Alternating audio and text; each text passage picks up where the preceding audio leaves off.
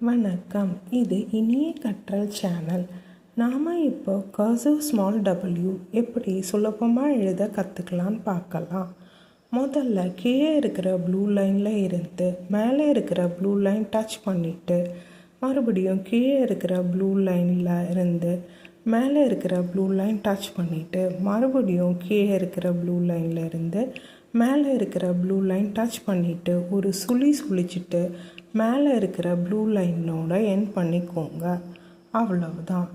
Cursive small w ரொம்ப ஈஸியான letter தான். வாங்க நம்ம ட்ரிக்குக்குள்ளே போகலாம். முதல்ல நாம் எழுதின கர்சிவ் ஸ்மால் wக்கு மேலே ஒரு பென் இல்லாட்டா ஸ்கெட்ச் பென் வச்சு உங்கள் குழந்தைங்களுக்கு ஈஸியாக இருக்கிற மாதிரி டாட்ஸ் வச்சுக்கோங்க. உங்களுக்கு எப்படி பிடிக்குமோ அந்த மாதிரி டாட்ஸ் வச்சுக்கலாம். ஆனால் உங்கள் குழந்தைங்க அதை ஃபாலோ பண்ணி மறுபடியும் அந்த லெட்டர்ஸை எழுதுகிறதுக்கு ஈஸியாக இருக்கிற மாதிரி வச்சுக்கோங்க. இப்போது நாம் எரேசர் வச்சு ரப் பண்ணிவிட்டு நாம் எழுதின அந்த டாட்ஸுக்கு மேலே கர்சிவ் ஸ்மால் w எழுதலாம். இந்த மாதிரி ப்ராக்டிஸ் பண்ண உங்கள் குழந்தைங்களுக்கு அந்த கர்சிவ் லெட்டர்ஸ் ரொம்ப ஈஸியாக எழுத கற்றுக்க முடியும். Happy learning.